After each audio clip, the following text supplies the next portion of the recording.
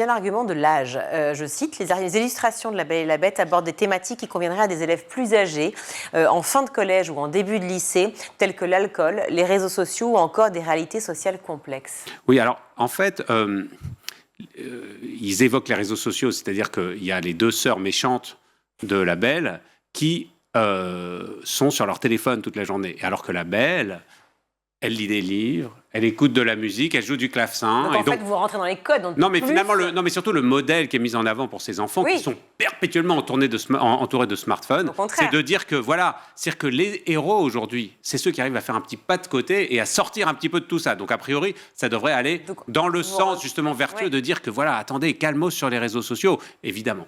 Première chose. Et ensuite, les réalités sociales complexes, c'est un terme qui veut un peu rien dire, c'est assez rigolo. C'est comme si on s'imaginait que les Dalton qui braquent les banques dans Lucky Luke, c'est une réalité sociale complexe, ou les Raptou, dans Picsou, qui sont des gangsters, c'est une réalité sociale complexe.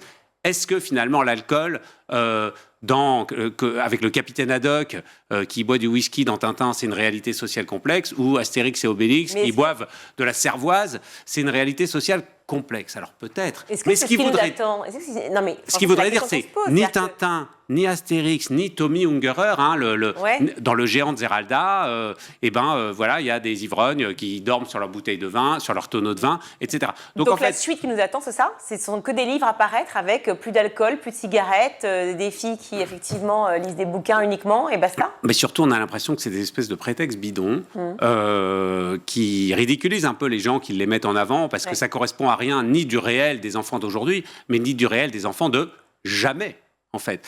À aucun moment, l'enfance n'a été mise dans une espèce de Tupperware qui, tout d'un coup, la priverait de contact avec l'extérieur. Et précisément, les livres pour enfants et l'humour, ça leur permet justement d'affronter des choses qui les entourent, de découvrir le monde, et si possible, en plus, d'apprendre cette chose extraordinaire qui est l'ironie. Et l'ironie, c'est un trésor français. Il y a la langue du XVIIIe siècle. Il y a Jeanne-Marie, le prince de Beaumont et La Belle et la Bête. Ça, c'est un trésor français. Mais l'ironie aussi. Et d'ailleurs, cet humour-là, cet esprit, bon, c'est pas seulement Rabelais, c'est cet esprit fin du XVIIIe siècle, cet esprit du mot d'esprit, et cette chose-là qui fait que la France n'est pas tout à fait un pays comme les autres, mais qu'il y a justement une libre pensée, un goût de la discussion, de la contradiction, du débat politique. Tout ça, c'est hyper important, d'en donner les petites bases aux enfants.